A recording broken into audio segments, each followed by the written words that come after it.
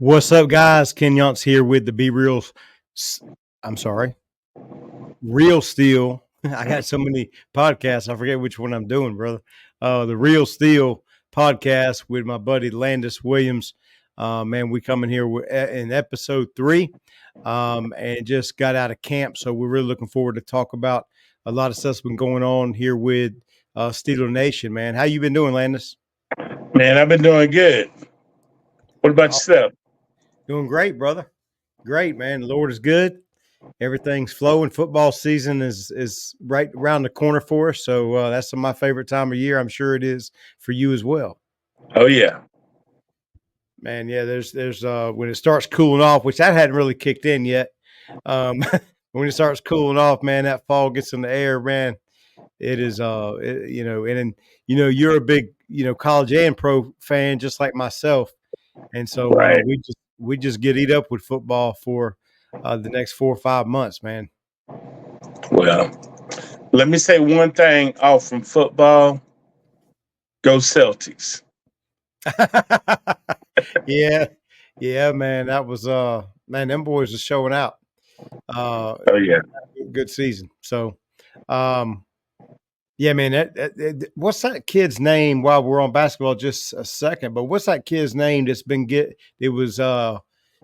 the Olympic team all that business, man? That kid that's going to Duke.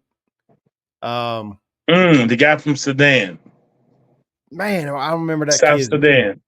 Man, he was giving them the business, man. So that team is so athletic, and Lou Aldine's catching a lot of heat because they're trying to say that the money he made in the NBA, he should have kept it.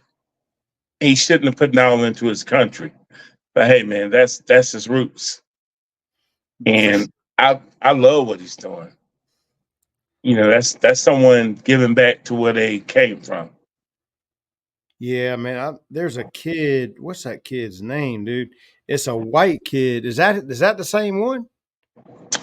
There's a little You talking white about the kid. white kid? Oh, you're talking about the kid that's on the American team. Yeah. I know who you're talking about, and he's Yeah. legit.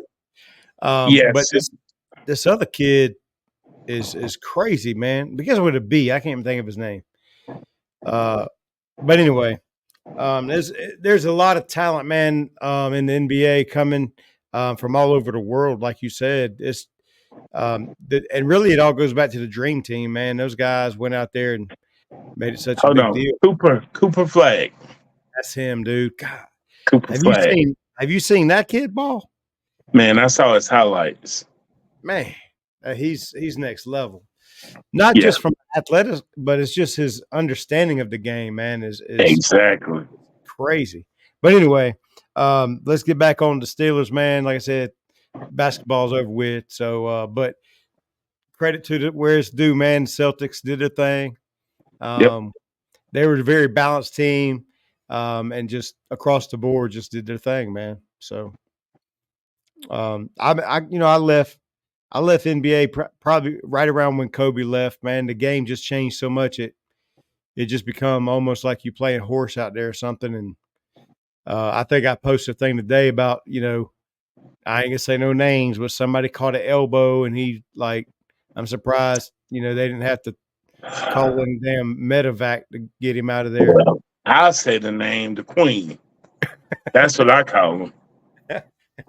Yeah, the post I made had a side-by-side with him, and then I had a guy that was in the MMA that's just whole side. He had like a 4-inch gash, and he's sitting there ready to start the next round, bro. Like I said, meanwhile, with real athletes playing others, playing sports. But anyway, man, football season's here, man. And before we get into our 4 quarters, man, let's talk a little bit about this new kickoff rule, man. What are your thoughts on that? I love it. And I'm going to tell you why. I was watching the XFL last year, and I looked at my wife, and, she understands football. And I said, come in here. I said, watch this. I replayed it. I said, they're trying to make the game safer. Mm-hmm. But what's going to happen if the NFL implements this, you're going to see special teams become a big deal. And I truly think that's why we got Patterson from Atlanta. Right. Man, Justin's going to prove himself. Justin prove himself way back all the time. But in certain situations, I mean, I see how you put that there. Um, at your feet, man. He's a special athlete. On the other side, man, what's to say the Ravens don't put Lamar Jackson back there? Then what you got? Well, then they're not going to do that.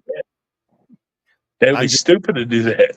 well, I'm I just mean, saying, just but like if we were to if you it, want to take that chance, but I guarantee you, I just don't. I what can't I'm even think of a hypothetical situation that you're going to put your quarterback there, back there, kickoff return. well, the way it is now, it takes away the big collisions, and he's really in no more danger than a regular play that he just tucks it and runs. And you think about this: if it's week 15 and you a game out and you playing at Pittsburgh and you down 4, Yeah, you know what I mean? Like with 2.5 minutes out and your receivers out, like you know what I mean? Like, hey man, this is our best shot, bro. Like we got them spread out. You got the best athlete. So I don't know. I'm just thinking if we were to use Justin that way, then what's to say some other people couldn't do that? But my point is this. My point is that it just makes the kickoff game way more exciting. well, you can put your best athlete on the field, Right. regardless. But it's also going to change your 53 because the way you That's build a roster, like that's true too. you can't carry as many.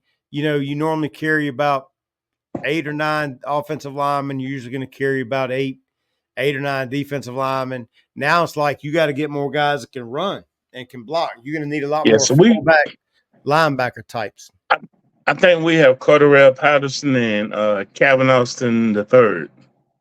It's our punt return and kickoff return, if I'm thinking about that right. Yeah, So it's gonna be fun to watch, man. I'm interested to see, and from a coaching standpoint, man, it's a lot of time.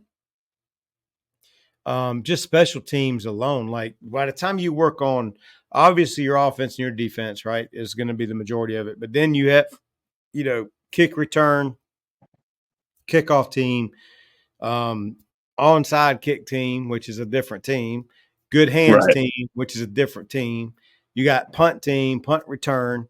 You know what I mean? Like you got so many different things there that takes up so much of your time. And that's where a lot of teams that don't put the emphasis on those things, it really hurts you. Because if you think about this, man, like when I really got into coaching, I started really paying attention, but really special teams, like every play, not everyone, because you got turnovers in there, but yeah, you want every offensive series to end in a kick, either a punt, a field goal attempt, or a point after, like one of those three things. So you want to yeah, always finish with a kick. Well, for every time that you kick, the other team is having to play a special team against that as well. So whether you're on the offensive side or defensive side, when you figure punt, PAT, field goal, punt return, kickoff return, like it literally ends up being if you ran 80 plays, 20 to 30 of them could be special teams. You know what I mean? yeah, People don't really think about, but a third of the game is truly special teams. And that's just a major thing. So the teams, if you think back to when Virginia Tech was good, their special teams was what separated them. They just they put were such. excellent. Oh God, yeah. But I heard Frank Beamer speak at a coaching convention at one time. I can't remember where we were at, but I went and sat in on his class, and man, he talked about the name of their punt team was Pride, and the name of their kickoff team or the punt return team was Pride, and the kickoff return team was Joy. So they really, really, really, and it was like a big deal to be on the Pride team or the Joy team. Like it was like they get extra, kudos, or maybe they got an extra donut. I don't know what they got. They got something. But anyway, I just want to check and see what you thought about that. What are the new rules is in, man? Is this something this year that you know of? That's really taken so much. There's always little tweaks here and there. I know something about they can play the is it college and pros where they're keeping the communication with the quarterback on longer or all the way up to the snap or something. Kenny, I'm not even sure. We need to research that. The biggest rule I paid attention to was the hip drop. Yeah, that's right. Yeah, and man, that makes it And so hard. Man, defensive line wise, I don't like that rule. I just don't know how you can play defense, man. Like, Exactly. I mean, they called TJ for landing on the quarterback once or twice last year. That is like, dude, what was he supposed to do? Like, he Well, did everything. if you remember years ago, Pittsburgh was playing the Raiders, Mm-hmm. and James Harrison came in literally untouched and hit Jamarcus Russell in the end zone. Mm-hmm. And that was the first time I saw that rule called. Said that he put all his weight on the quarterback as he tackled him. And I'm sitting there like, what did he supposed to do? So it's like it forces you to arm tackle. I mean, because you have to go off to the side, and when those guys, sometimes those quarterbacks, I mean, some of these quarterbacks, man, are like as big as a guy trying to tackle. You know, if you do a slot blitz, you know what I mean? Maybe not a TJ Watt, but if you got Cam Newton and Cam Sutton, you know, was the blitz out the slot, man, he's giving up 30 pounds to that dude. And then I mean, how you want him tackling? I mean, it's just you can't hit him high, you can't hit him low. So it's just. I mean, and now the rules are set up. You can't run nobody down and tackle them from behind because that's the hip rule. Yep.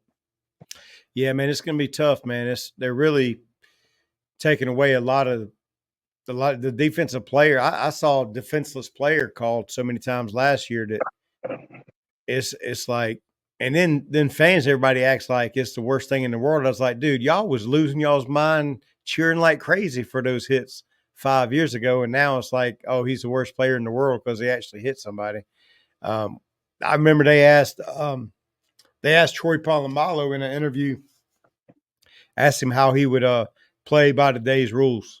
You know what I mean, with all the hitting rules and everything like that. Right.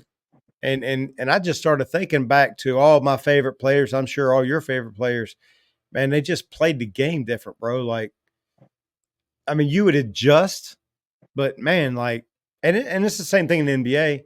Like, how do you play defense today? Like, if you breathe on somebody, call a foul. Man. So I mean, like, I don't even know. You know, we kind of make jokes about, you know, we show the side by sides of the stuff Jordan went through going to the hole versus today. You know what I mean? And it's like, man, they were just absolutely murdering you. And you think about all these passing yards and everything people are getting today, man, it's the difference of 7-on-7 where you know that you have a perfectly clean pocket. You never have to move your feet. You're just sitting there.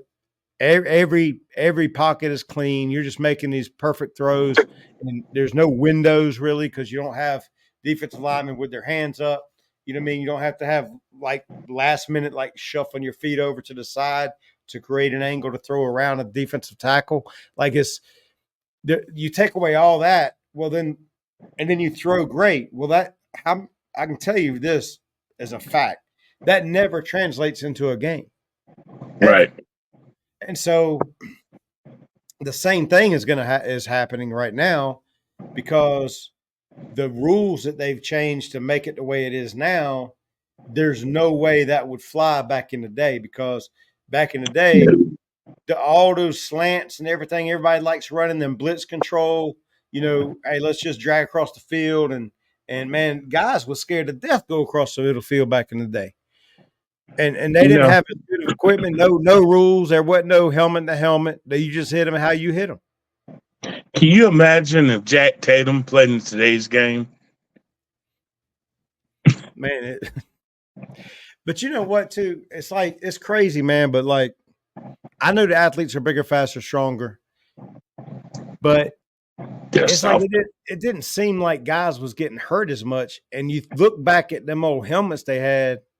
It's even like the NBA. You know, Mike, I think, played eight or nine full seasons and never missed a game.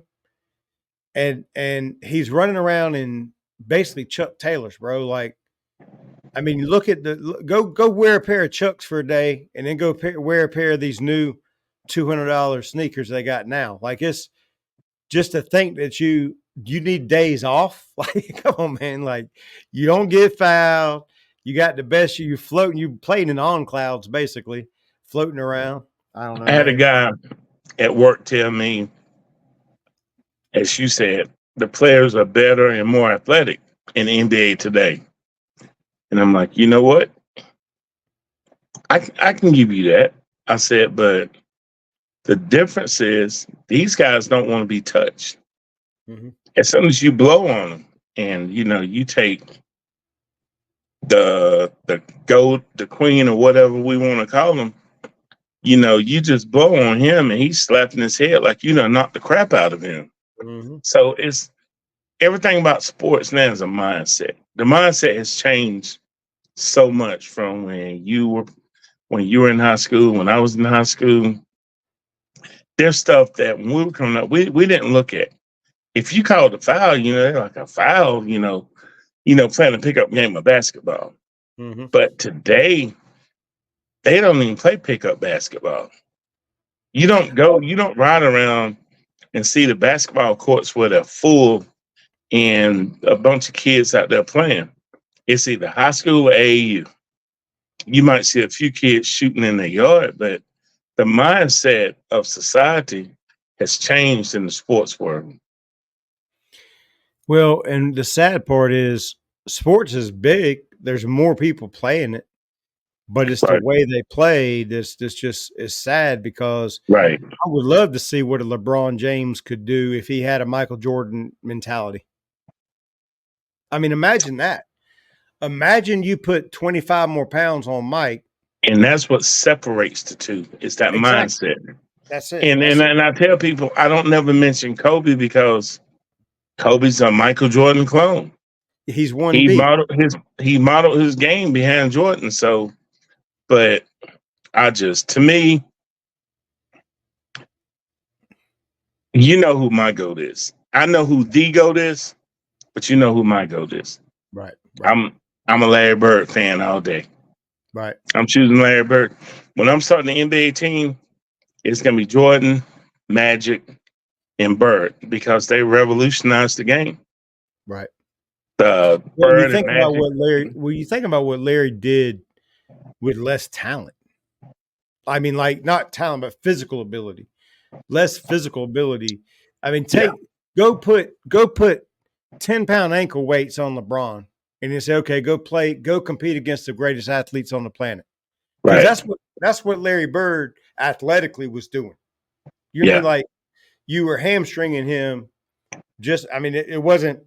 It was just his lack of athleticism. But to be able to navigate through that and still and Luka's doing the same thing. Luka is very similar in today's game. Like he is that guy. Look, he's got a terrible attitude. He's the prototypical 2024 basketball player. Okay.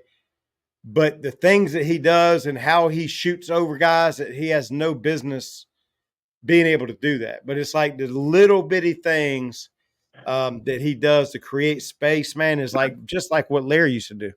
It's I just would give you that from an offensive standpoint, but Luka's not the complete player like Larry Bird. no, but how many people are? How I many mean, people play off? but what How I'm many guys? saying because I have people tell me, man, Luka's better than Bird. No, because when I get basketball accolades, you have to play both ways. You can't just be an offensive player. You can't just be a defense player. You got to Well, be both. and that's why Steph Curry's never that guy for me. And I mean, I'll tell you this: my starting NBA five. Not saying they're the best. It's going to be Jordan, Magic, Jordan, Bird, Tim Duncan, and Elijah Warren. Mhm. Period. That's my starting five. I put them up against anybody you throw at me. Man, that'd be rough, boy. You got Magic running point, Mike at 2, Larry at small forward, Tim at big. God, my dude. Yes, Yeah, that'd be nasty, boy. that's my 5. And Man, imagine coming off the bench. You come off with Kobe. Like you take Kobe and put him in Mike's spot. What are you going to be able to do now that you just as locked someone down as you was? someone asked me that, and I said, if you give me 3 players to come off the bench, it would be Kobe. Ginobili, come on, give Nope. that man some love. Nope. Scott, Oh. it would be Kobe, Scottie Pippen, and Kareem. And I'm already lost because I got 2 Lakers on there. Man, I don't know, man. Kareem, really? Yeah, well, I mean, okay. Think about his leadership skills. Think about his mentality. You know, that's I hate to do it. You know, Bill Russell was just a defensive player, and that's why I don't consider him a GOAT. I consider as far as winning championships, yeah, but when he was at Boston, even when he was in San Francisco, he was more of a defensive player. Right. I mean, Wilt Chamberlain was more of an offensive player. Kareem was both. He played defense and he played with mentality. And, you know, coming up in the 70s and 80s, I respected the games, even though I didn't hate Dallas till the 90s when 95 Super Bowl. And that's because of where I worked at. I still started hating Dallas. I respected Tom Landry. And even with the Lakers, it was just, I'm the only little black kid in my neighborhood that was sporting a Larry Bird jersey. You know, in the 80s, it was either the 76ers, the Rockets, or the Lakers. Mm-hmm. And then I got on the bus one day with a Larry Bird jersey, and I got picked on all day at school. But Man. I've always been that team-minded concept guy. Right. So, like, when I was telling my brother today, and this compliment to you because you don't realize when you introduced flag football to me, you was like my mentor when we developed it, when we brought it in at Ren. And I remember y'all beat the crap out of us one day, 70-something to nothing. And then you let one of my kids score. Your kid just kind of, your boys kind of just shielded off and let them score. And I remember getting in the car and I told my wife, I said, you know what? That pisses me off because of the competitive nature. I would have rather us didn't score. Right. And I know you let us score for the kids' sake, but Kenny, I took that personal. Well, I tell you, there's a coach from Furman. He actually coached a national championship team at Furman. Okay, I think it was in the 80s or maybe 89. early 90s. 89. And I'm not gonna say his name, but his grandson was playing flag football for us in the league that I started. And you know, we had the first. I researched it. We had the first organized flag football league in the state of South Carolina for youth. Really?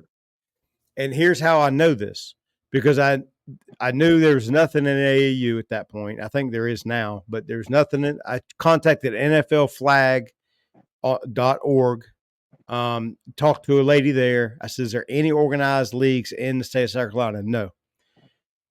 I was a member of the SCAP, right? And Greg Powell, who was our director there where I was athletic director, he had the email like distribution to every city and county park director in the state of South Carolina. So we sent out an email to all the divisional directors. There's Western, Northern, or I forgot the different districts. There's 4 districts, to them and to all the other contacts, and asked for a flag, anybody in playing flag football, because we just want to see what rules they were using, what size ball they were using per age group, just some general stuff. Even went to the state meeting that they had. Nobody in the state. We were the very first ones. So my goal was to just try to grow it as fast as we could, and it really blew up. But going back to my story about my man, he's out there coaching. He's a football legend in tackle football. His grandson's playing.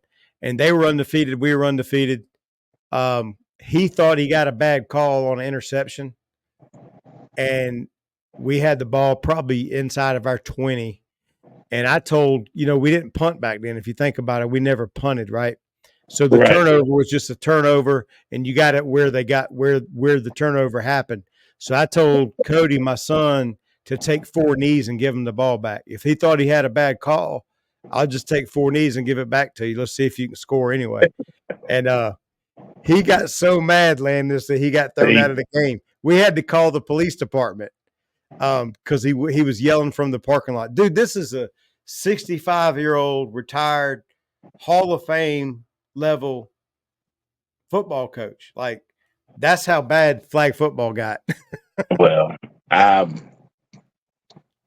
appreciate the what's the word I'm looking for? I appreciate you doing that for the kids, but as a coach, I was offended by that. Well, I'm always thinking about the kids because,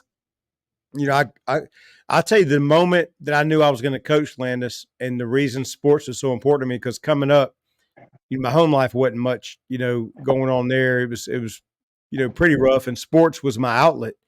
And I remember we played for a little team in Charleston, South Carolina, the Goodwin Gators, and we had lost literally every game. I had the photo, this cardboard, and on the back where you can write the scores on it, and it's got the team photo on the front. And our combined score for the year was 278-6.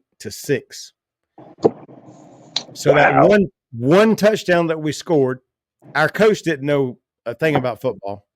He was an old retired Army guy, and his grandson played for the team, and nobody else would coach, and that's just what he was doing. Uh-oh, we lost Landis. Come on back in, Landis. See if we pick him back up.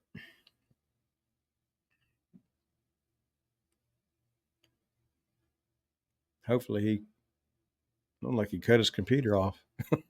I guess he didn't want to hear my football story. Oh, here he comes. He's coming back in. All right, there you go. I was trying to plug my phone up. Okay, I didn't think you wanted to hear my football story. I was like, well, damn, he could have just told me. No, but I knew. So he didn't know anything about football. We were terrible. I was starting middle linebacker and quarterback. I was calling my own plays on I was blitzing every play on defense and trying to throw a drop back pass to score because we couldn't even hand the ball off. There was no crashing the center rule back then. Our center sucked. He was smaller than me. And they were on me before I could even get the snap completed, And so finally I took it upon myself, Landis. I took my 2 running backs and put them in the A gaps. It looked like we was about to take a victory formation. And I just got them there to dive into that gap to try to stop them from getting to me. And I was going to drop back real fast and throw to my little receiver named Wilhelm. I'll never forget. So I did that. They're yelling from the sideline, like, what are you doing? What are you doing? Because my running backs are literally right beside me as I take the snap. I take the snap, I drop back, and by then they're still getting me. And I just threw that joker as far as I could down the left sideline. And by that point, they wasn't even covering anybody. They had 11 guys in the box, dude. There was no rules against it. Wow. And so I threw it up, and I'm laying underneath 3 guys. They were the Danny Jones Gamecocks. I'll never forget. I'm laying on the ground with this kid on my head, and I'm looking over at my sideline.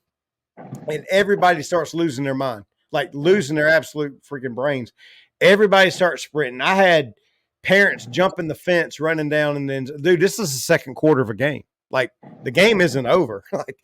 like we're losing 40-0. But so I get up and run down there, and literally everybody, it was like it was after the game. Like, literally every parent, every coach, every player was in the end zone in the middle of the game. It's the first time we'd scored. And everybody was crying, like the parents were crying. I mean, we were out there taking absolute butt whoopings. And I remember Coach Slater, who's an old stoic guy, the coach, and he always felt bad for us. He didn't know how to fix it. And he turned around and literally picked me up, and he was crying, dude. This old man, retired Army guy, and he says, "I love you, Ken." And like from that moment, like I knew I wanted to be a coach, man, because like I knew what that moment meant to me. So as I grew and I got into coaching, and then I had the position as athletic director, and the blessing I had there to serve that community and grow those sports. Man, it was always about the kids, man. Like if we were Oh yeah. winning, stuff, I would tell kids to, if we were beaten. I mean, we were very fortunate because Cody was a very good quarterback. He was at practice with me, breaking down film with me on Sundays for the high school games, since he was 5 years old. So by the time he was playing flag at 10, 11 years old, man, this kid, he was ball boying on every Friday night. He was on the sideline sometimes at Clemson practices. I mean, he had exposure to a lot of stuff that gave him an advantage. And so, yeah, we were, winning a lot of games mainly from organization. But I tell guys, like, we're going to run crossing routes because as you run across the field, I want you to just keep running, run right out of bounds. Like, we're not throwing any vertical routes. Everything is a slant or a crossing route or a corner so that you can run out of bounds and it doesn't look like you were just intentionally going out of bounds. We try to disguise Mm-hmm. how I we get did it. how we didn't score. And so and I had rules where my backups had to score a touchdown, one touchdown for every backup for every starter. If we were playing a bad team, that was the game we were playing inside the game. You know what I mean? Like if we had 4 or 5 kids that didn't normally score, for every time Right. a good player scored, one of them had to score. And if that one scored, then I would let the good player score again. So that's why they pulled for each other so much. Like the starters wanted the backups to hurry up and score so they could get to score again. So anyway, but I only did that because it was for the kids, man. So I didn't No, mean I anything no, I anything know. negative. Nah, no, I trust me. I know. Well, man, let's get on to the Steelers, baby. We talked about Yes, everything sir. else except, and so let's get into that. Um, so first down, the Hall of Fame or the Hall of Honor. They named those guys, and I'll let you go across and let's talk about these guys. Obviously, Jason Gilden. Man, what are your thoughts on Gilden, man? And he was the first guy that reminded me of one of the players from the 70s when I think he was drafted in the early 90s, 93, 94. Mm-hmm. And, he just came in and made a name for himself the 10 years that he played. I don't know. He was just one of those guys that always stood out to me.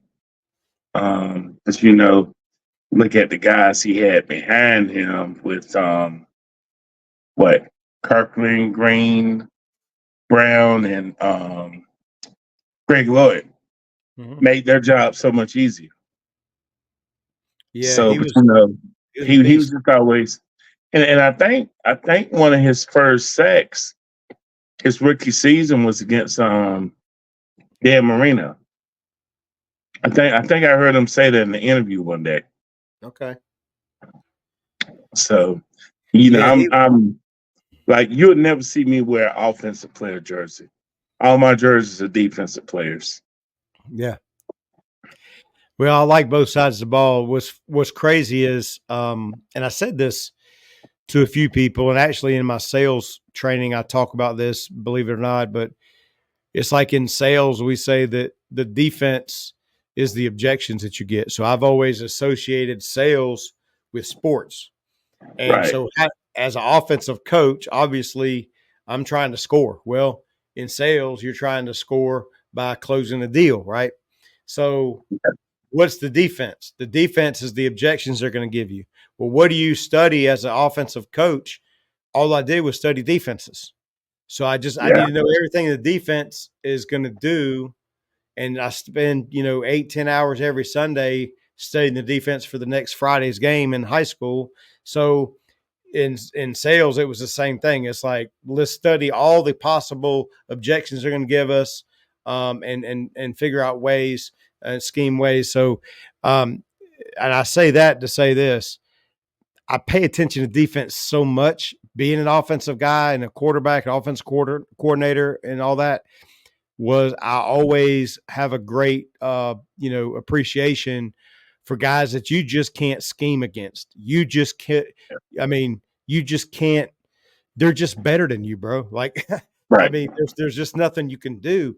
And so I recognize that from all the years of watching breaking down film. And there's a couple of guys on here, not only Gilden, but moving on to the next guy, Casey Hampton, that man, there's just there his technique, his fundamentals, his size, his heart, his drive, his willingness, to play through injuries, play through weather and everything. I mean, you name it, the guy just absolutely wreaks havoc. And when you have guys like that on the defensive side of the ball, man, you can break down film all you want to. I mean, what do you do about it?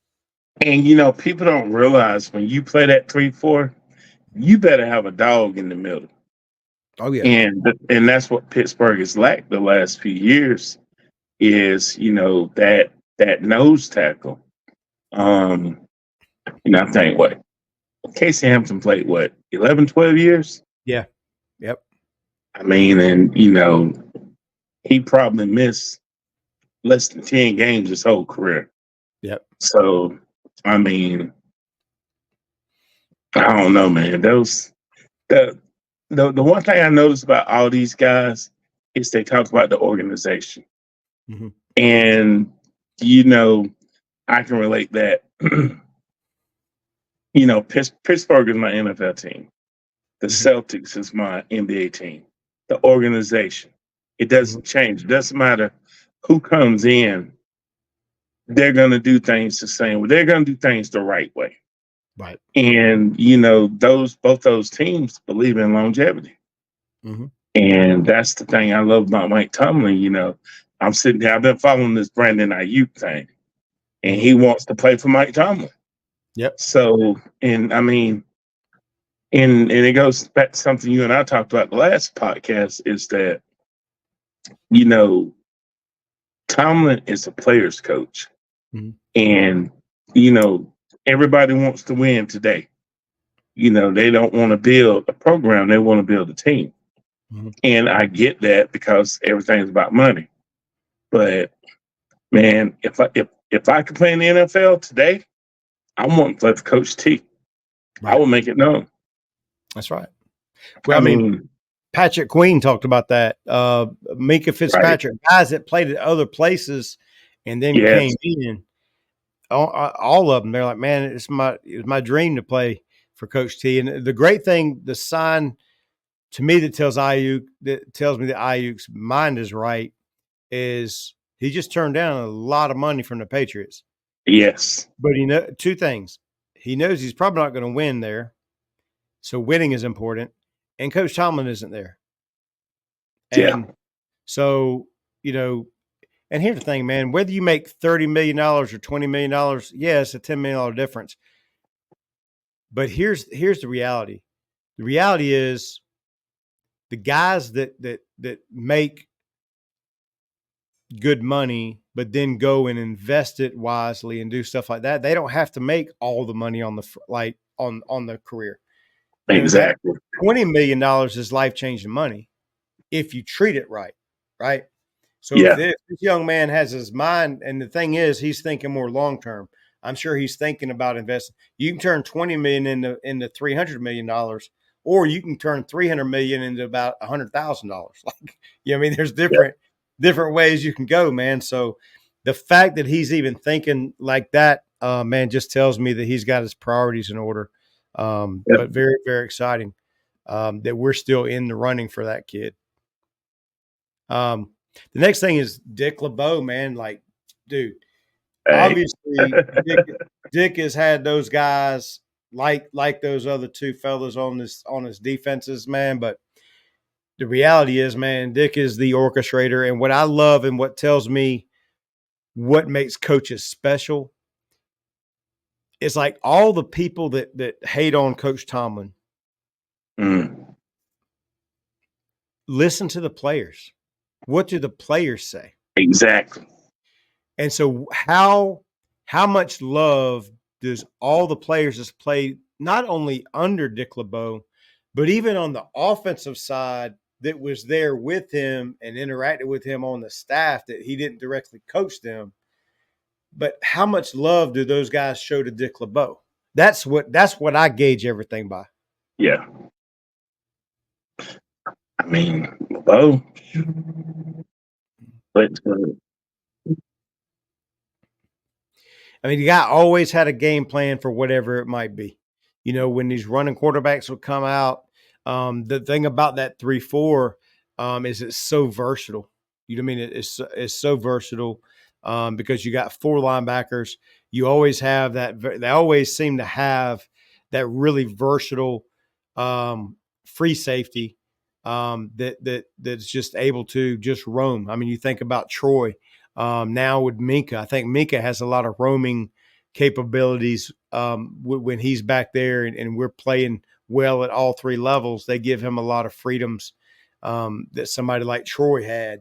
And Dick was the first guy that really kind of gave those freedoms to somebody. And look, to me, that's another sign of leadership. Whenever you know that somebody like Troy, you're almost hampering him by saying, okay, only play, here's your three rules in this coverage, and you just stick to that. And he right. had enough vision to say, hey, man, Ryan Clark, cover for your boy because he might do some crazy stuff. Let's let Troy go be Troy. But even that says a lot about him. You know what I mean? Because he wasn't like a tyrant that was just wanted to keep everybody under lock and key, man. He wanted his players to be players, and they loved and respected him for it. Yeah. Dick LeBeau.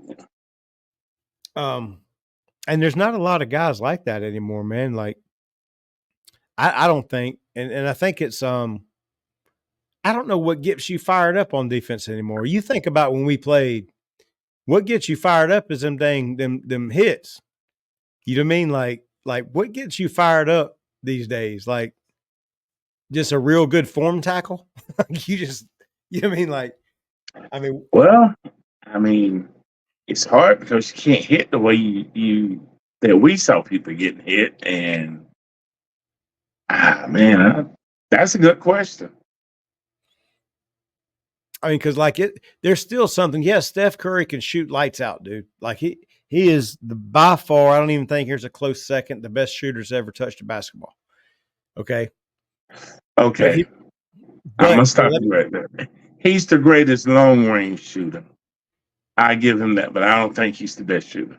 Oh no, well, yeah, long range. I mean, Long, long, the longest 3-pointer. yeah, long range. But really, the drastic drop off in the entire basketball world is the mid range, and that's what they Right. did better in the '80s and '90s that they can't do today. But anyway, going back, and I didn't want to start a whole other basketball argument, but I know, I know. but the thing I about just, I him, just, I just had to put that in there. I get it. But here's the thing: I don't believe no matter how you shoot a basketball, it's not going to be the same as Vince Carter coming down there and dunking on three dudes. Right. Like it's just a different, and it's the same thing in football. I don't care if you make a great form tackle and you stop somebody and it's 4th and 1, and you just had a great interception. Yeah, that's wonderful, dude. But back when running light would hit you and your helmet would come off and fly up into the 18th row of the damn in the stadium, like when guys like that, like when that was what you were looking forward to, that you knew there was going to be those big hits, man, you just stripped away everything. It's like if you took MMA right now and put them big old cartoonish looking like gloves on that they do for fun at parties and stuff and say, okay, y'all go at it. Like, it's like, dude, like what's going to be the fun in this? You know what I mean? Like, I don't know, man. I don't know. It's hard to think about what gets you fired up. And I know Dick LeBeau was one of those guys that really pushed guys and stride for and enjoyed celebrating with his team, and they live for the big hits, man. And he Yeah, encouraged that and enticed it. but did you ever see him get excited on the sideline? You see him smile and stuff, but did you ever just see him be like you know, throw his fist up in the air, or he No, was just so laid back? he was laid back, but hearing stories about him. I've heard a lot of stories about him, and they just said that he Right, really encouraged and it just he enjoyed and appreciated the physicality of the game. right. And if you didn't play that way, you didn't play under him. And Yeah. so I don't know. That's why I say now, like, there's not guys like that because you can't coach like that anymore. You can't have that expectation anymore. Everything is about just discipline and assignments. It's not about ferociousness. That's a tough word to say. And just outright physicality. Well, and again, that goes to the mindset today. Like it's a reason I like watching women's basketball more than men because men are like, okay, I reached my peak, I'm good. I don't need to do nothing else. I feel like women are more competitive than male sports today. I could be wrong, but you just see that competitive nature. Like Caitlin Clark, Angel Reese, all of those. I watched more WNBA this year just from following women's college the last several years because they do things the way we grew up. You see women shoot the mid range jumper. Mm-hmm. Yeah, they'll throw up a three, but because they can't dunk, the majority of them, you see more technical, fundamental sounds of basketball and feet in lady sports. And I'm glad you said that. When I coached middle school basketball, and I did that for over a decade, but I would tell my guys, they'd come in talking about, you know, everybody doing dunks and all this other stuff. I said, dude, Mm-hmm. there might be one kid on my middle school team that could actually dunk, like one, maybe two on a good year. I said, guys, y'all stop watching NBA. Go watch Pat Summit, watch the Tennessee Volunteers. Because I'm gonna tell y'all something. The Tennessee Volunteers would beat y'all by 40 points. Okay, like, ain't no women beating us. I said, bro, like you're delirious. And the fundamentals that Coach Summit and the female in general, the female sports in general, or can you even say female sports anymore? Is there such a thing? Female, ladies, whichever you want to. Yeah, but if there's dudes doing it, then playing on a team, like I'm saying, but I don't want to offend nobody, man. But um, It is what it yeah, is. Um, I saw Gino, Coach Gino Ariano, and he said the athletes are better today, which they are, but they're not true basketball players. right. And I had to rewind that thing. I had to sit there and go back and listen to that thing several times. And it's proved the argument that I make against with young people today. Like, it doesn't mean that what we saw coming up is the correct way to play because the game is going to revolutionize every decade.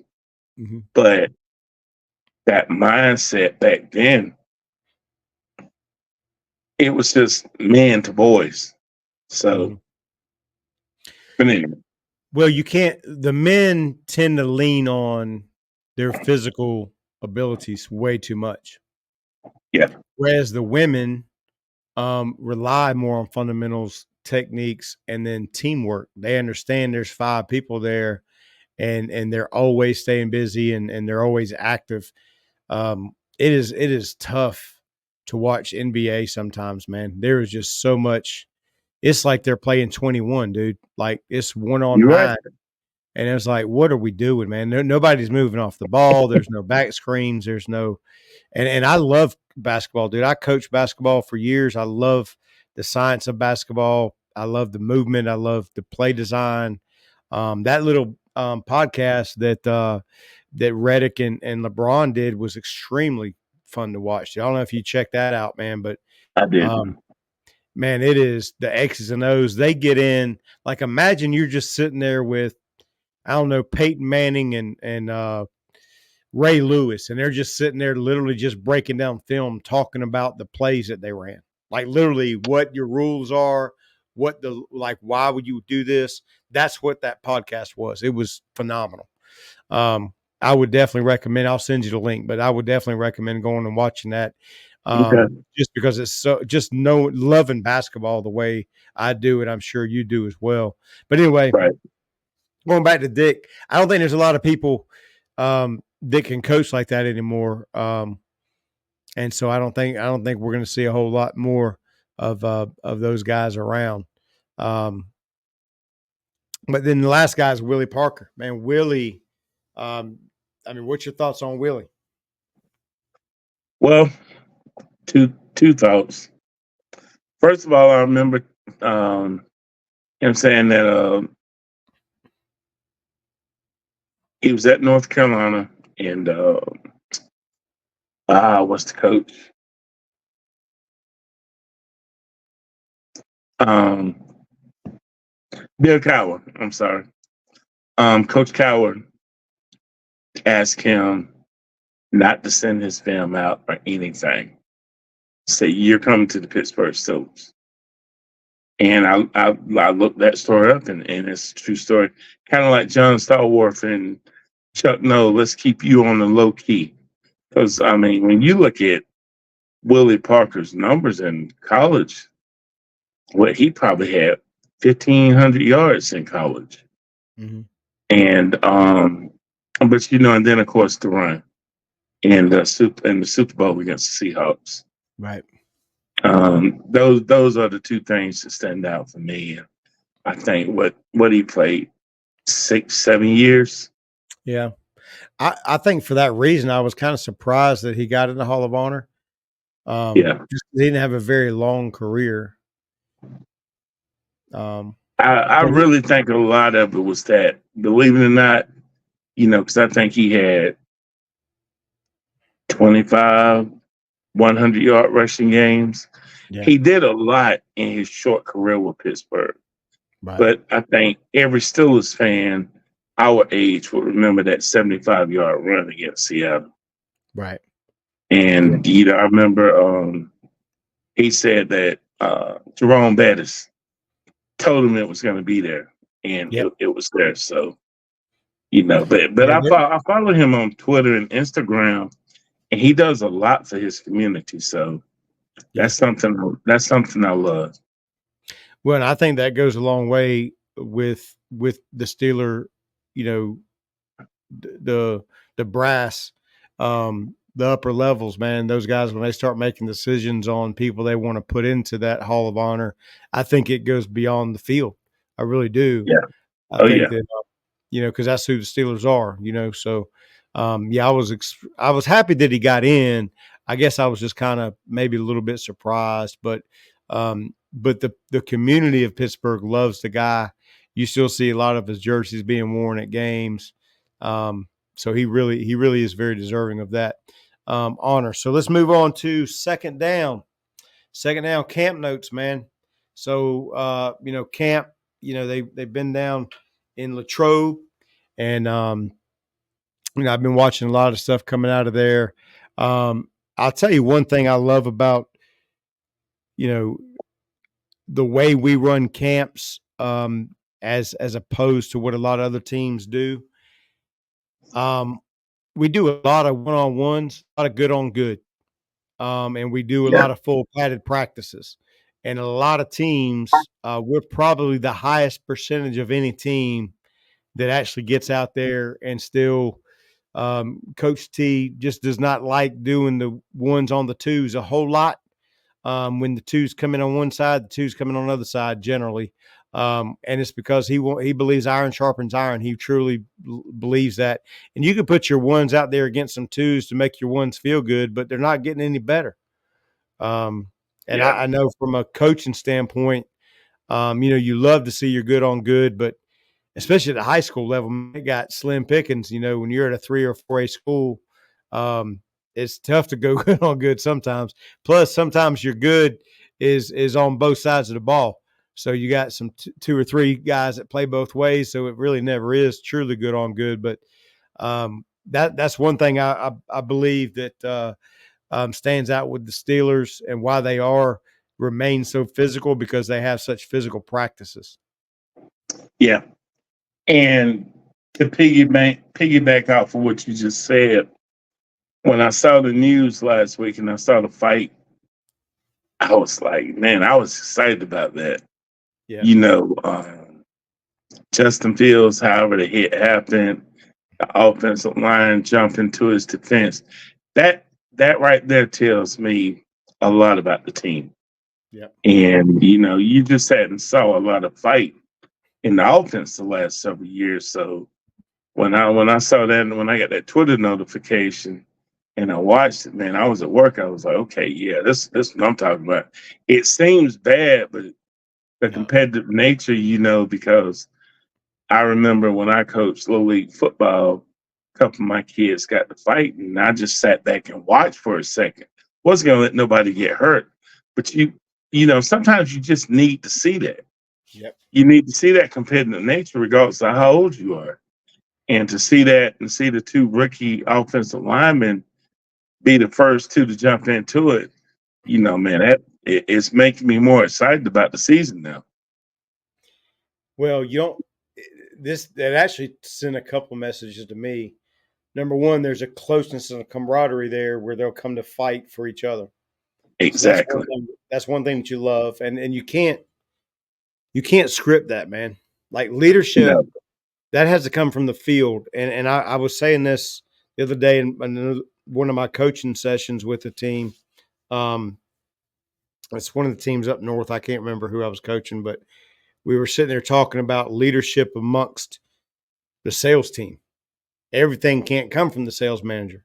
You know what I mean? Like they're out in the field, they're out there grunting and sweating and doing all the things that they're doing.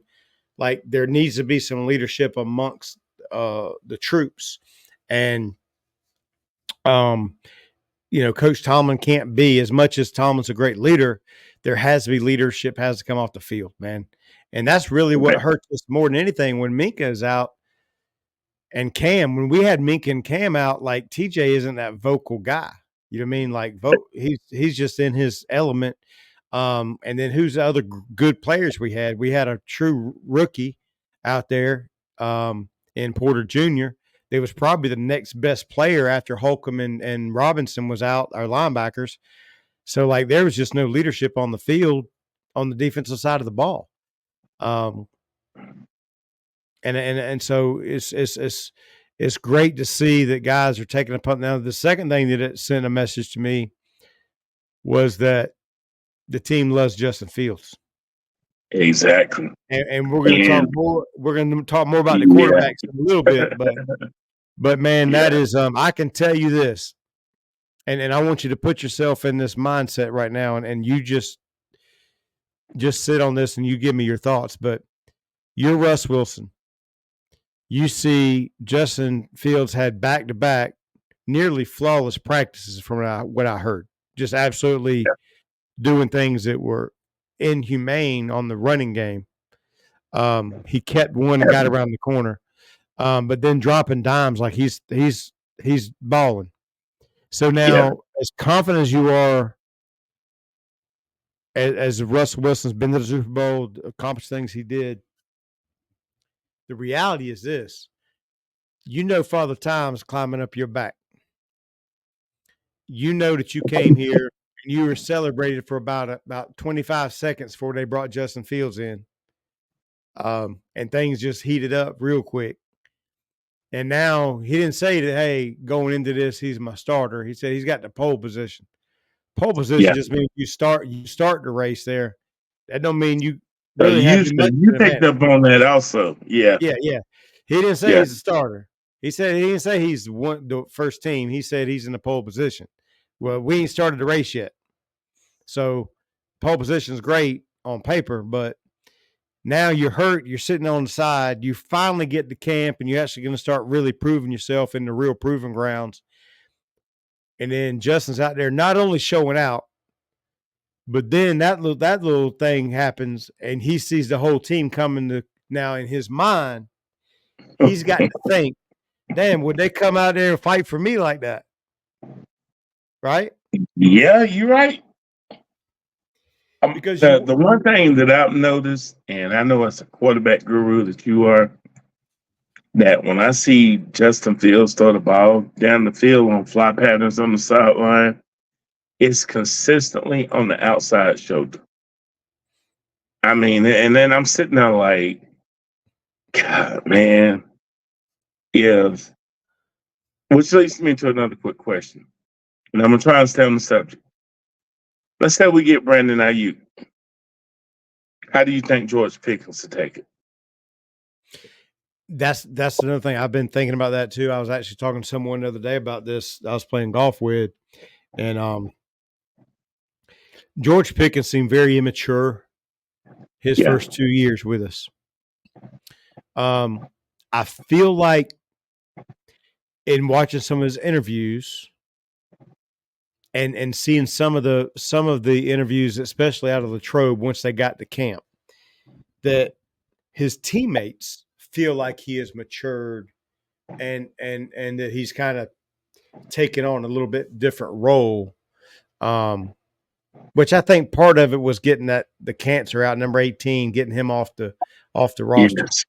Because I think to some 110%. degree, yeah, I think GP got caught up maybe following a little bit instead of leading. And following is okay if you're following somebody that's a good leader. But if you're a follower and there's a bad leadership there, and in that room, he was following the wrong people. But I think Ayuk coming in, I mean, it's a great question because I don't know him personally how he would handle that, because I don't think he's been in a position, even when he was at Georgia, where there was a close second. I'm hoping that from the conversation that Tomlin had with Najee Harris and Jalen Warren, hey, feed off of each other. I'm hoping that one of them can pull Pickens to the side and say, hey, regardless of who we get, each of y'all are gonna make each other better. That's what I'm hoping. So, but I had to ask that. I had to ask that question. Honestly, I don't know how that looks from a which Pickens said that he's been working in the slot a lot more.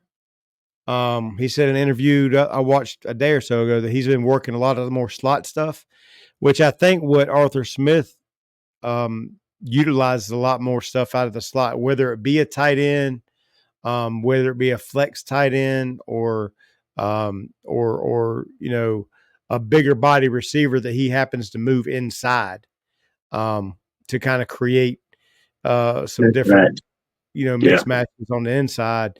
And so, because that's really the big reason why nickels have such a hard time covering slots, because they're tight ends. They're physically, they're too damn big for them. They can cover them speed wise. So now what's the difference in a tight end? And if you bring Ayuk's big old butt down there and you got a 5'9" slot defender, like, it's the same problem, but except he's faster than a tight end. So you still create the same mix matches in there. So I don't know, man. I've worried about that because Pickens has not proven himself under fire to be very mature. Yeah. And I think that for the little bit of time, once they brought Deontay out of the system, that he became the man. Then all of a sudden, just like that 15 seconds of excitement with Russ before we brought in Justin, it's like now Russ is older, can handle it. But for Pickens, he probably felt like, man, okay, I'm really the dude. Like, all the weight's on me. Like, I'm going to be the guy. And then all of a sudden, you bring in an Ayuk, man. I don't know, man. I'm hoping that he's got the character, and typically, I want to say the Steelers bring in and they recruit character into the walls, man, of the facility. But we've also had Antonio Brown there to stay for as long as he did somehow. Antonio Brown's was more the tail end of his career when he decided he wanted to go play with Mr. Brady. Well, yeah.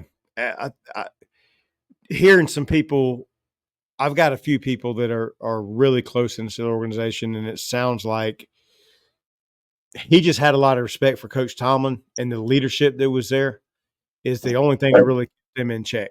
Like, because him and Le'Veon together, in any of the other teams, I think, because even under Belichick and Brady, AB was like they couldn't control him. Yeah. I think that's one of the greatest things that you could attribute to Coach Tomlin, not outside of on the field, is controlling those personalities as well as he has. When we do occasionally get them, and GP seems like he's kind of falling in that category where, man, if you don't keep your thumb on him, man, he can get away from you. So I don't know how the Ayuk thing would play out. Well, I'm hoping he matures quickly when that happens. Right. And he may be there, man. Who knows? I mean, you don't know. But yeah, looking at Minka there, you can see Troy was kind of dropping some knowledge with Minka and some of the guys in secondary at camp.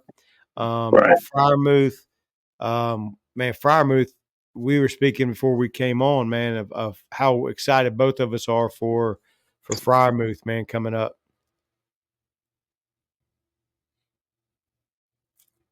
What are your thoughts on what your expectations are for Freiermuth this season? Man, I told you, I think he's going to have an all-pro year. He might not make the team, but I think he's going to put the numbers up. One, because Arthur Smith loves his tight ends, and I think we're going to see a run heavy, but we're gonna throw the ball. Um, my whole thing on the offense is, Kenny, I'm tired of seeing three and outs. Mm-hmm. That's all we've saw the last several years, 3 and out. It's short yardage, 3rd and 5 or less, and we throwing the ball 30, 40 yards down the field. I just want to see us drive the ball and give the defense some rest. Right. Tired of seeing our defense on the field the whole game. It's one of the most frustrating things for me. So, I never coached on the levels that you had, but my favorite age group is 11 and 12. Mm-hmm. And if you show me that I'm playing against a weak defense, we're gonna put points on the ball. But if I'm playing against a team that can throw the same thing at us, it's gonna be, let's run this ball, let's dink and dunk them, score, get on defense, and get the ball back. Mm-hmm. And so, I'm loving I'm loving the wide receiver situation. Najee and Jalen is who they are. You got George Pickens, Roman Wilson, Van Jefferson, those guys. Scotty Miller, who can do it when you need him to do it, but it's not big time depth. But we do have players to spin the league for a while. Mm-hmm. And you have 3 legitimate tight ends: Freiermuth, Darnell Washington, and what's Cam Hayward's brother name? Connor. Yes. Yep, Connor.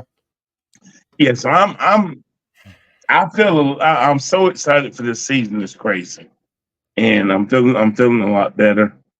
And the quarterback situation is what it is. That's we're gonna see. I just pray that we stay injury free or minimal injuries. Right. Well, and that's the thing, man. The game of football is physical.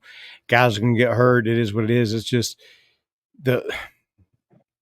again, thinking about to the defense last year when you lose Cam up front. Yeah, we got He was decimated. anchor in the front. Then you had your best 2 inside linebackers with Holcomb and Robinson. And then you lose Minka. It's like, dude, at every level. I mean, we were pulling guys up from the practice squad to play safety. And it was just, I mean, we were losing to 2-win teams, man. Like Yeah. the Cardinals game and the Patriots game last year was probably the lowest that I've felt as a Steeler fan in probably a decade, man. Made you want to throw your towel in. Man, I was just like, I don't, and I'm a big, defender of Coach T, but man, that like even now, like I do not, even with the injuries, that was not that wasn't Steeler football, man. Far from it. Yes. But yeah, the other guys, thinking about I'm really looking forward to our defense. I know a lot of changes have went on offense, but I still feel like our season is going to hinge on our ability to play defense and how healthy we stay on that side of the ball. Because they can't beat you. I mean, they can't beat you if they can't score.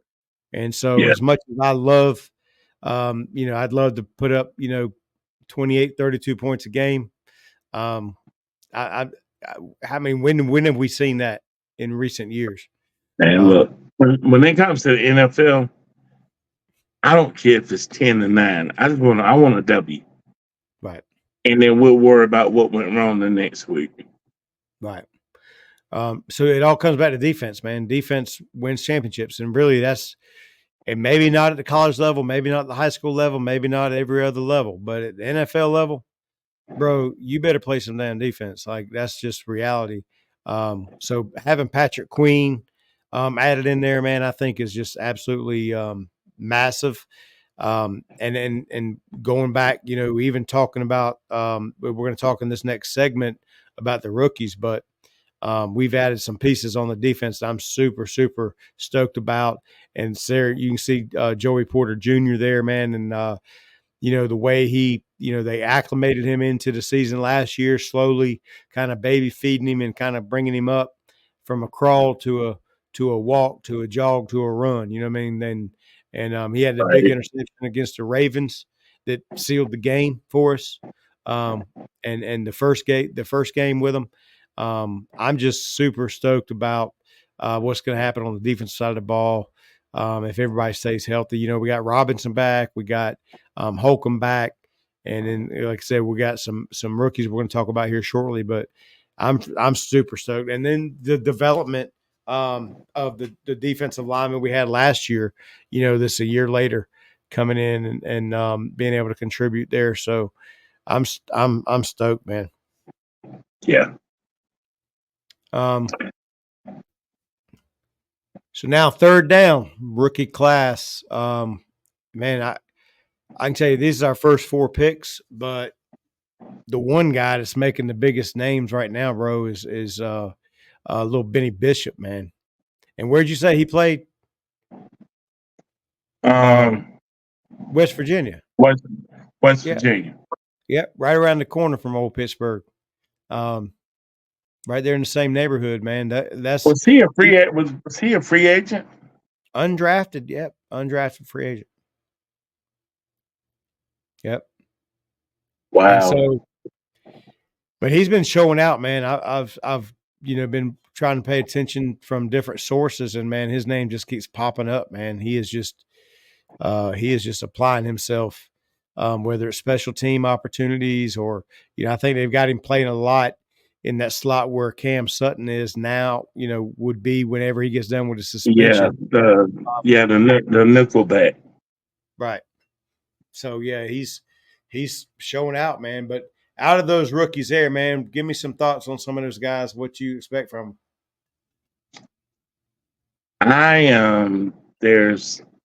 I'm gonna swap sides of the ball. I want to see how the offensive linemen do. We know what Gautanu can do. Hopefully it translates to the NFL. But that kid from South Dakota State, and I think I mentioned it to you. I watched him play in the FCS playoffs, and he stood out. I mean, he's got that old Washington Redskin Hogs mentality, just that I'm going to impose my will on you, and there's nothing you can do about it. Mm-hmm. So, one thing, and I'm going to go back to college football. One of the biggest thing I love about Dabo Swinney is that he's never been ashamed to say or realize what he did wrong. And I tell people, I think Taj Boyd is one of the greatest quarterbacks in ACC history. But he had 2 buzzsaws, Florida State and South Carolina's defensive lines. And I think after that that Clemson staff say, you know what? We need to build this team from the inside out in offense and defense. And I look at Pittsburgh and this draft.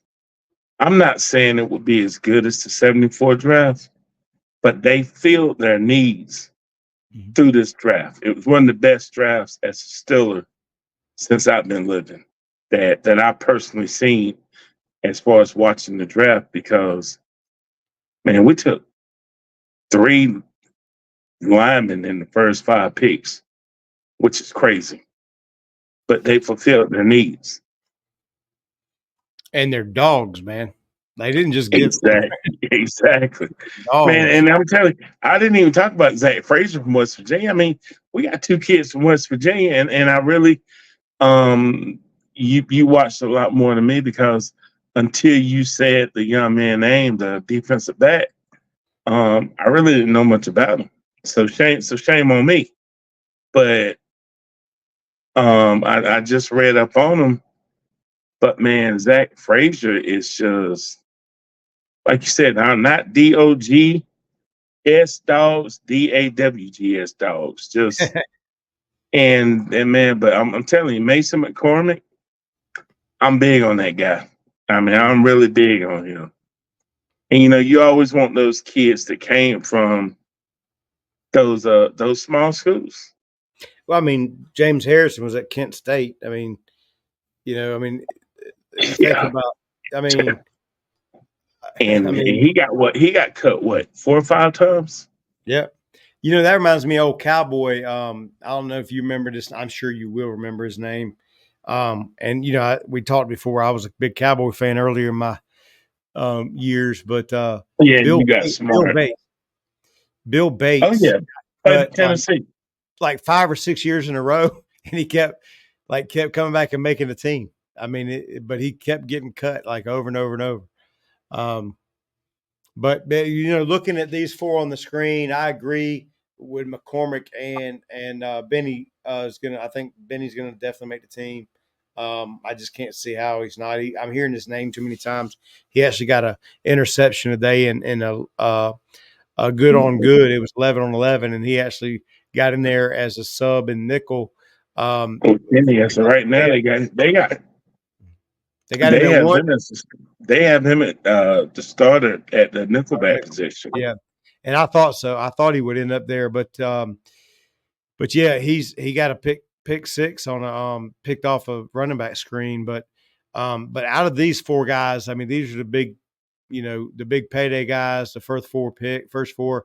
Obviously Tua, probably he's going to have the hardest time, I think, really adapting because playing left tackle in the NFL is another.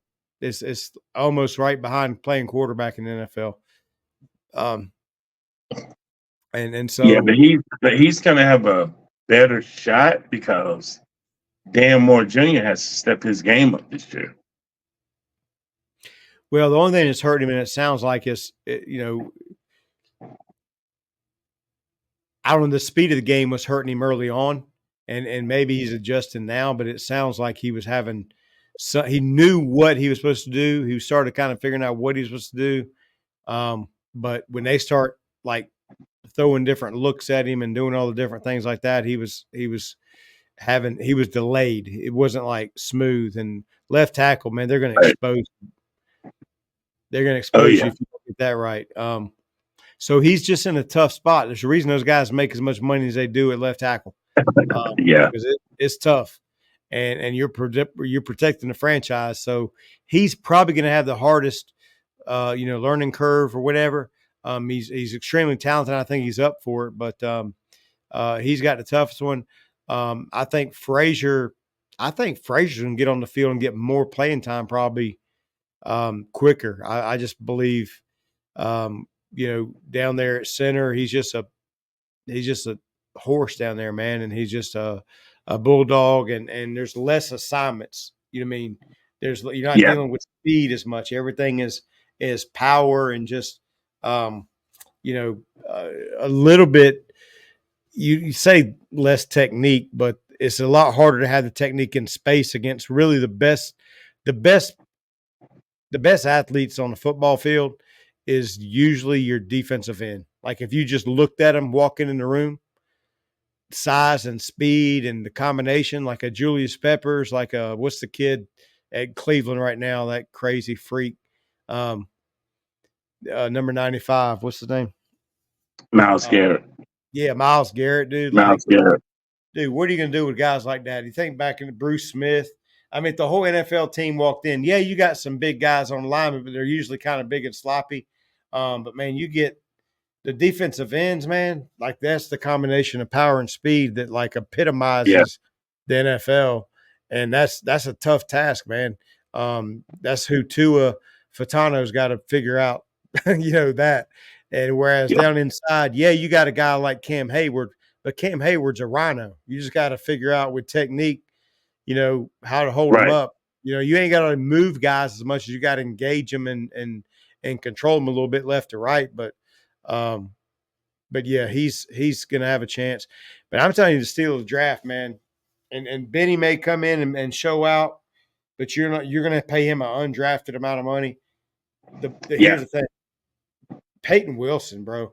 That of all 32 teams, that was a steal of the draft, in my opinion. I said that night of the draft, and I was kind of surprised that they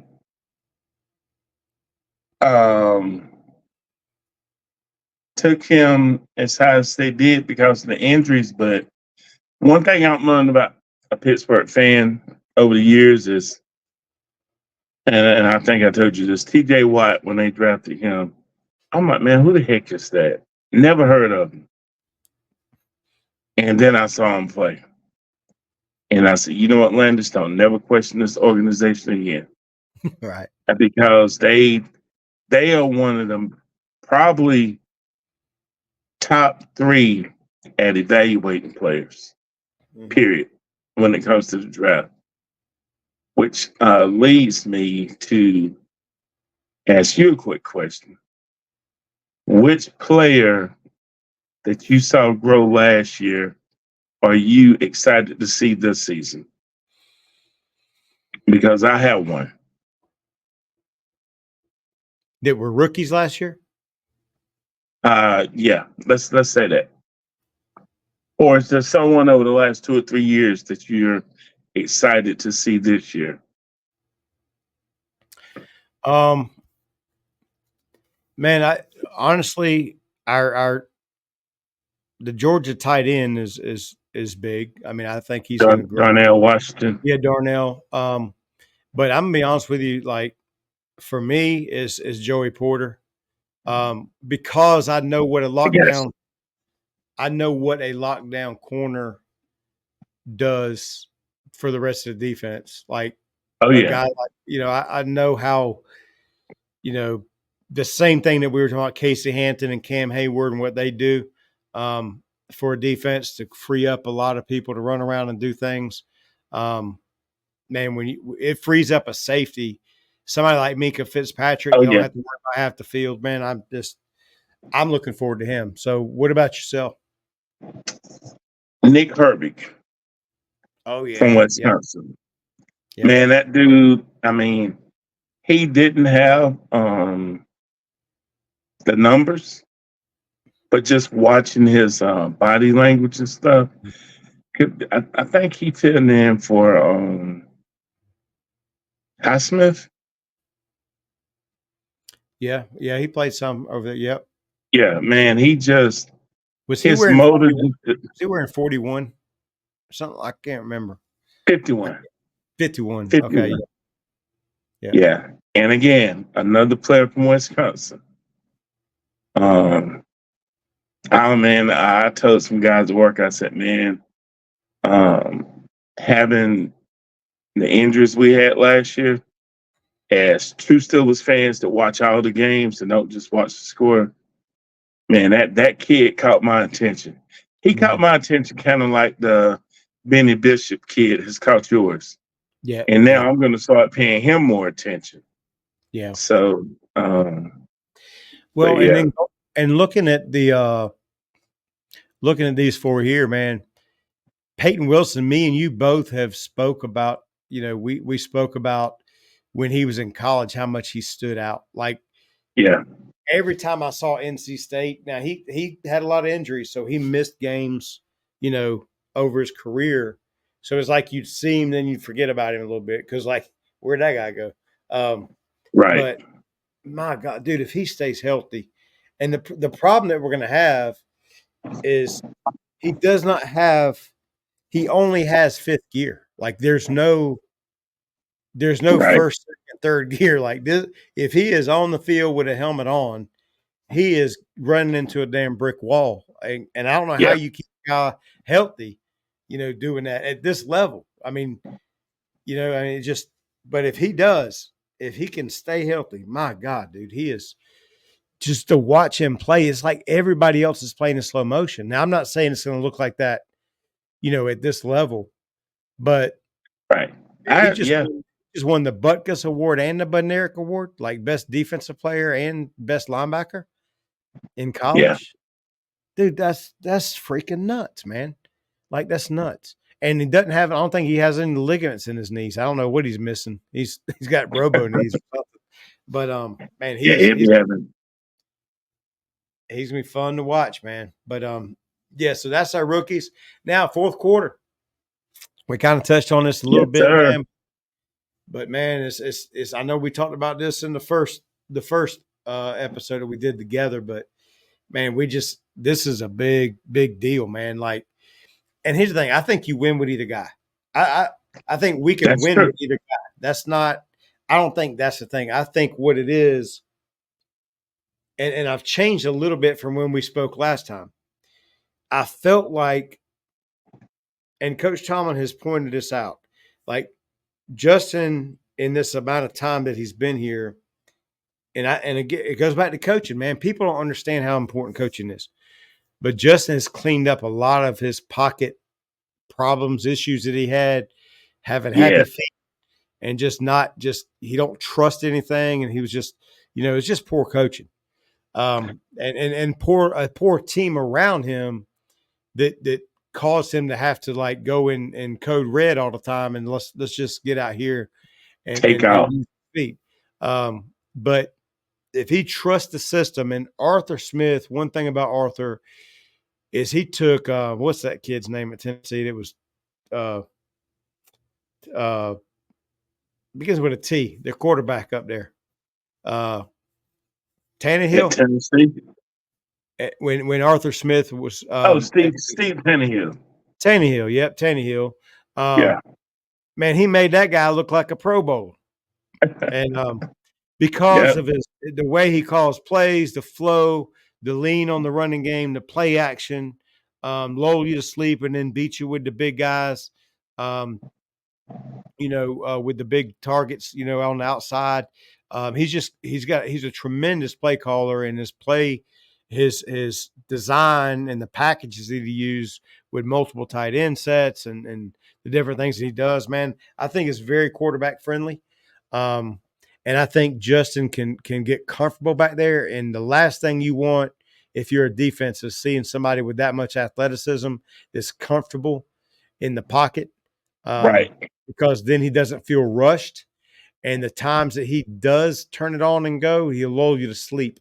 That's what Jordan Travis did a lot last year with the Florida State Seminoles. Was he was so adamant that he was not going to be a running quarterback and be kind of, A, risk injury, but B, be that guy that's not going to prove to the naysayers that he could play from the pocket. So he really almost to a fault stayed in the pocket. And it's like, dude, I wish he would just run sometimes.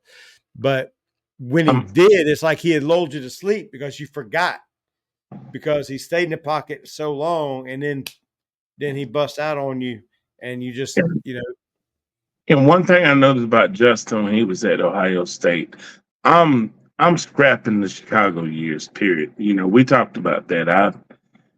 I just think when he got to Chicago, it was like survival of the fittest.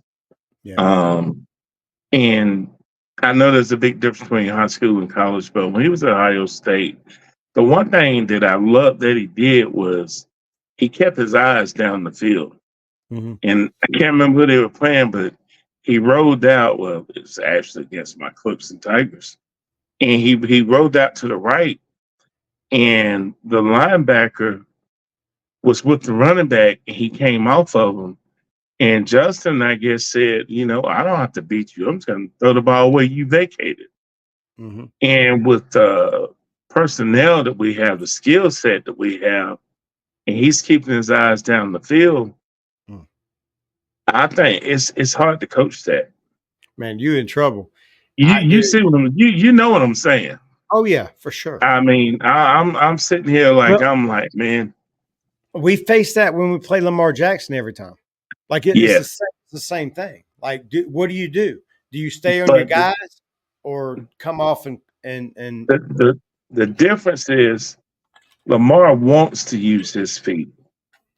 Justin will use his because Mike Tomlin is such a disciplined coach. He's going to tell him, you don't have to run the ball unless you need to.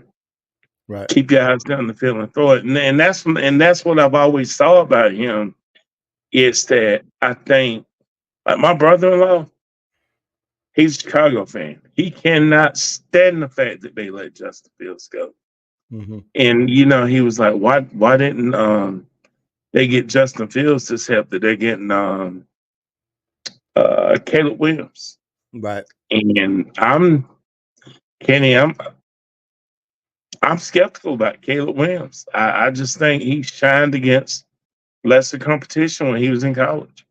Yep. And I think, like the Carolina Panthers not taking C.J. Stroud, I think Chicago made a mistake. But hey, the last two trades that we've made with them, Pittsburgh, we've kind of won out on those. Yep. So, yeah. Well, the Caleb Williams thing, I've not liked anything I've ever heard about that kid. yeah. I mean, outside of his physical abilities, nothing about his personality, his work ethic, his anything. Like his how he works with his teammates, interaction with coaches. Like I've not heard anything positive about the guy, and so I don't know.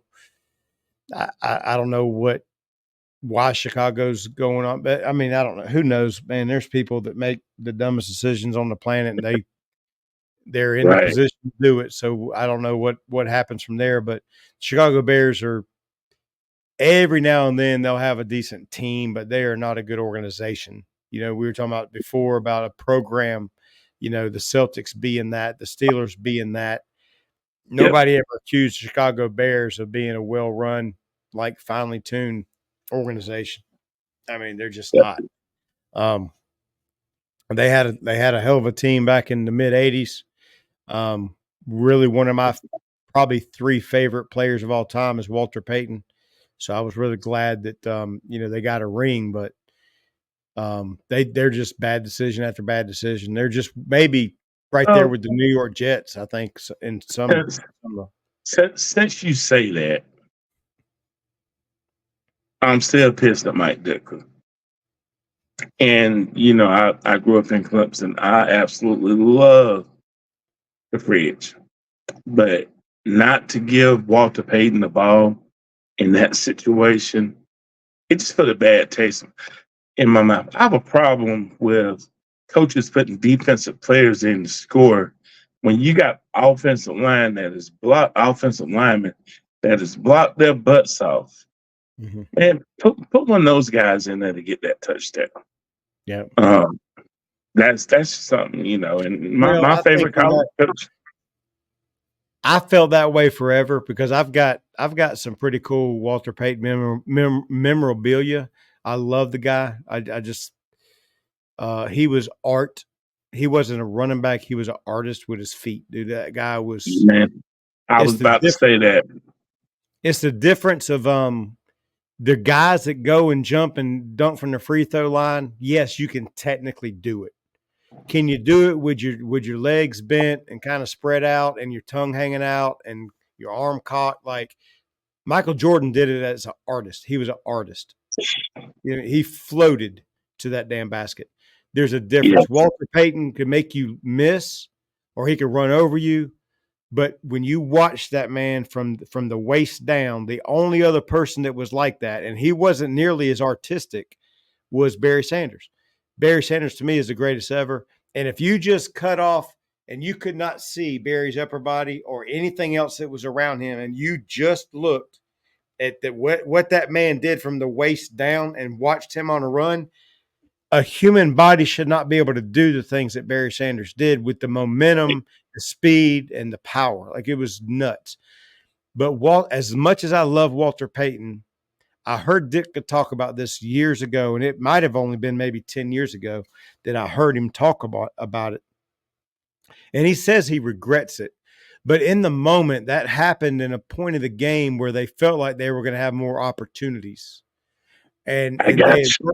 and I he did. felt like, you know, he thought he was going to have more opportunities, and he loved Walter, and he never would have, you know, uh, you know, disrespected Walter that way or taken that opportunity away. He didn't look at Right. it as an opportunity that he was taking away. I mean, they ended up scoring 52 points. Was it 52 to 10? 55. 55 to 10. Yeah. That was fairly early. That was first half. But I do believe that I believe him when he said that he did have a lot of regret for it. And I know that's the case. And I forget, like we'd have a trick play like that we've been practicing for a damn month and we never got the opportunity to use it. And then we get up there and get an opportunity to use it. And I'm like, well, we're not going to use it because we're playing Travels Rest or some terrible team. It's like, well, hey, let's run that double reverse pass early on before we get up by 40. I'm like, yeah, sure, we'll do it. And then I forget, like, we're up 21 points. Maybe the defense has scored. And then it's like, now I would be a butthole if I called a double reverse pass against a team that were up 4 touchdowns. You know what I'm saying? So it's like, Yeah. I've been in the flow of the game. And I just say that as an example of how you get into the flow of a game and you look back and hell, you'd call the great game totally different, maybe, or those opportunities that you think about. I've had underclassmen that work their butt off, and they're maybe a rising, maybe they're a senior, and I just didn't quite get them in a game that I probably could have got them in to get a touchdown or something like that, and then you just look back and so I hate that, but I guess because I've been in those situations, I understand from Ditka's standpoint. But I have the same love and respect for Walter Payton that probably you have for any of your favorite players, man. I love the guy, but it is what it is. Yeah. But Well, anyway, one of my favorite running backs of all time, short career. If they would have had the technology back then, but my favorite, not saying he was the best, but growing up, my favorite running back was Gale Sayers. I knew you was gonna say Gale. Yep, it was I amazing. mean, He was art, bro. Like that guy man, was like, exactly. Like that dude, he glided when he ran. And I yep, remember I was in the fourth grade and I read the story about him scoring the 6 touchdowns against San Francisco in the mud. And when I got older and I was, computers got there and I got to see the highlights of him and it just solidified. And also, I think because of my passion, my love for the game, I think when I saw the movie Brian's Song, it just kind of took it over the top because that's when I started seeing that a player can be a great athlete, but where's his heart? And, that's something that I've known you for what, 20, almost 20 years. mhm. Um, your heart for the kids has always been there. And I've always respected you for that. So, and I know I'm going back and forth, but when you asked me to do this with you, man, I was like, I told my wife, I said, hell yeah. Yeah, And I know we kind of lost contact, but I mean, as far as you, the person that I know of, the way you raised your kid, similar to the way I raised my boys, um, I've got the utmost respect for you. And same here. it just made me, when I mentioned Brian's son, it just takes me back to how, coaches that love the kids, Right. and That's something I've always admired about you because, like I said in the beginning, um, you taught me so much about youth sports. And, I tell people that all the time. So, I miss it, man. I know you do too, man. I miss it. We need to come back and coach a team, man. hey, let me know because Kenny. I'm gonna tell you, it's different. I Yeah. coached him. I helped coach a rec league this past year, and man, I was like, wow, like it's different. We'll have to have a conversation about that. I got a buddy of mine, a good friend of mine, even though he's a Miami Hurricane fan. Um, but he moved back down to Naples, Florida, and he's coaching his sons. He's got two boys. And I worked with him when I worked at Rydell, the helmet company. And so he was a North Carolina rep. I was the only South Carolina rep. And so we met. We actually got hired the same day. So we went to Charlotte, and our boss flew in from South Florida, flew in and met us there at a hotel near the airport, and just gave us our computer. We did a quick, probably 2-hour training session on the computer, and then the boss man got back on the plane and flew back home. Me and him sat there and talked, and we were really good friends from there. So all of our meetings and everything we did while we were at Rydell all around the country, usually Vegas for the national sales meeting every year. That was a damn train wreck.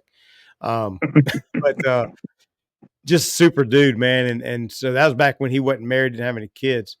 And I was always telling him about coaching stories and all this stuff. And now he's coaching his boys. Now he's married, and he's moved back down to Florida where he's originally from.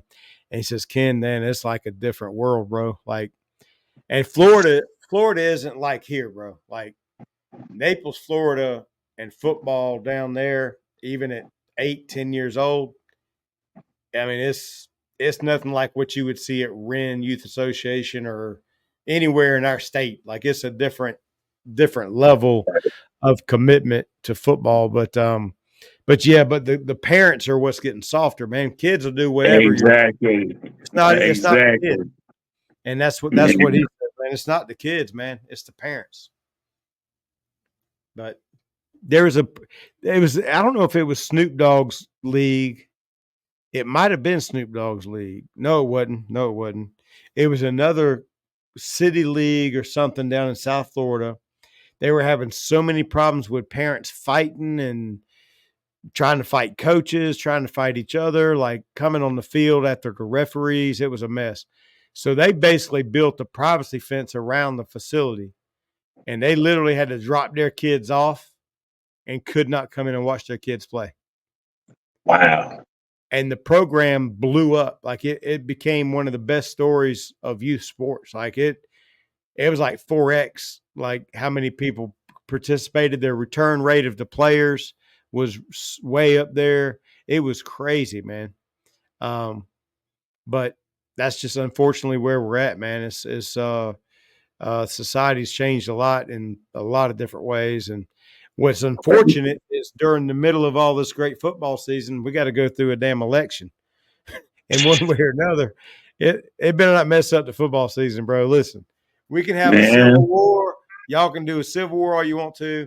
Whatever we want to do, just don't mess up the programming and don't go near the stadiums. We don't need no injuries around the stadiums. We don't want no shutdowns, no roadblocks. I'm going to 6 games this year. I don't need no issues in Tallahassee or Pittsburgh. I know that's right. Well, good deal, man. Well, Landis, that's pretty much all we got this episode, brother. I know we ran a little long, but we had a long layoff. And Hey, it's all good. if we cut off talking about basketball, we probably cut this thing in half. We might have to start a whole Right. nother. I have to start a whole nother, just a sports podcast. Period, just sports. I got you. Well, we got to get you up on MMA and all that stuff. So, because that's what I like talking about too. So, we'll have to come over for some fights, man. The next couple of fights, you have to come over and hang out. I will, but all I'm gonna say is good luck with that. We'll have a discussion about that. Yeah. Hey, Good but deal, man. I'm willing to do it though. Yeah. Well, I cook good wings. I smoke a bunch of stuff. So at the very least, you'll come over and have some good food. The ribs was my wife loved the ribs. Oh, nice. They yeah, they were good. Yeah, I I think I eaten them up, and I might have got. She got the bulk of them because she loved ribs. yeah. So Well, I'll make a bigger batch of them next time and give y'all like a whole rack or something, man. man, I might get 3 or 4. Well, you come Like over here and eat. I love I I love get you to eat wings. 'em. I love wings. She love ribs. Oh man, I'll hook you up with some wings, brother.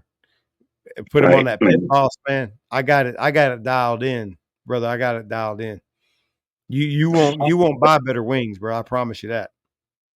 you know, Kenny, I'm gonna hold you to that. Hey, I'm here, bro, and you can talk trash about me on the podcast if I don't deliver. But I'm telling you, I got it down, man. Well, man, Landis, I appreciate your time, brother. I always enjoy our Yes, sir. conversations, man. And we're gonna get off here. We got a preseason game coming up Friday. Who do we Yep. got? The Texans. Texans. Texas. Yeah. Um, hopefully that's televised. I don't know. I guess it'll be televised. Who's carrying the NFL Sunday Ticket now? Not Sunday Ticket, but the Sunday Ticket. It was on YouTube last year. Is it still with them? Yeah, they're still with you too. Yeah. You know, there's a big lawsuit about that. Did you hear about that? I saw that. I'm See, wondering if I have YouTube TV and I love it. well, I'm definitely going to get it, but it's my what I'm wondering is like because they said they were overcharging or if it was unfairly charging people or something like that. So maybe I'll get a little kickback. No, that was from Direct TV, wasn't it? I don't know. Somebody No, knows no, what's that going. no, that was from the past. That goes back over 20 years. Oh, Yeah, really? that wasn't from YouTube. That goes back to No, no. I mean, I'm talking about just the NFL Sunday Ticket, like where they were charging you to watch games that were free in other markets or something. There's some kind of a lawsuit, man. That like I just well, heard. you can stream games, but the thing is that there's a lot of buffering and stuff. And me watching it on YouTube TV, it's just like watching on regular TV. Mhm. So you have me looking at that when I get to work in the morning. We got to figure it And out. I'm trying to get my refund so I can buy more meat to smoke because you're a big boy, and I gotta get some meat smoked up for hey, you. look here, I'm a big boy, but I don't eat like I used to. Bro, Yeah. I do good. If I eat 8 wings now, I'm good. Oh, And you'll I'm eat more. dead serious. You'll eat a dozen of these, or you ain't gonna eat one. There ain't no way. Okay, well, I'm telling you, They're like Lay's chips, man. Nobody can have just 8. I couldn't tell you the last time I ate more than 12 wings. Most of the Really? time, it's 8 to 10. I just We can test that theory. I started eating in smaller portions and stuff. So We can test that theory out because taste will do crazy things to you, boy. It'll make you do things. You know, you're like, man, I only wanted 8, but dang, these things are good. I got to go ahead and let me try one more. yeah, you're right. Hey, I'm all in. Awesome, man. I'll Landis, I'll I eat some appreciate it, brother. wings. We'll get on. We're going to try to start popping these off once a week as soon as everything kind of gets flowing. Right. I think we beat up all the preseason stuff and the schedule and all that's now we just got to wait on something meaningful to start taking place so we can get on here and chat about it, man. So Yeah. it might be a couple of weeks, but Oh, we'll well, get back on here. But during the season, it's going to be every week. right. And Well, I we'll touch base Sunday. Um, got my 28-year anniversary Saturday, so I won't be answering my phone. okay, So, good but I deal, will man. hit you up. Congrats, I man. hit you up Sunday. Congrats. You can go get her some ribs somewhere. Talking about Sunday. You know who had the best ribs ever in their clothes? Is Sardi's in Clemson. Nah, It's in Central. Man, they Sardi's they ribs, bro. no, it's in Clemson. Right now on Highway 93. Their ribs was good, but I got to get you and my best friend together. I get because he's on social media, the king of Clemson barbecue. He just won a rib contest over in Oconee County. Oh yeah, that's what's up. I Yeah, think what made me passionate about barbecue and everything was like when we lived in Texas for a little while, and they'd had like the state championship barbecue contests and different categories and all kind of yeah, stuff. And so I saw it was a whole world over there, man. That was like man. Let me crazy. tell you. Let me tell you. You get talking to him about barbecue. You'll forget about me. That's all I'm gonna say. Well, And you and when heard I you say heard of Big Dave. You heard about Big Dave's barbecue. yeah, Big Dave. Yeah, he was yeah, like he fed the Cowboys for years and years. He was like their team, guy. And so, all right. but Yeah, I I'm don't. definitely giving you a call Sunday. Are you golfing?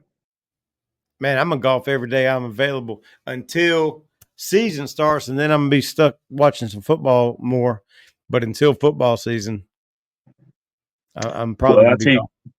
give me a call Friday or Sunday. Well, I don't golf And, all day. If okay, everybody says well, on my way, it's about a 2.5 hour trip. But all if right, people's well, in my we're, way, we're we're gonna piggyback off this conversation because there's a couple of things that you said I want to elaborate on. all right, we'll do it, brother. All Man, right, I man. You enjoyed it, take brother. always All right, man. We'll see you, bud. go Later. go Steelers. Go Steelers, baby.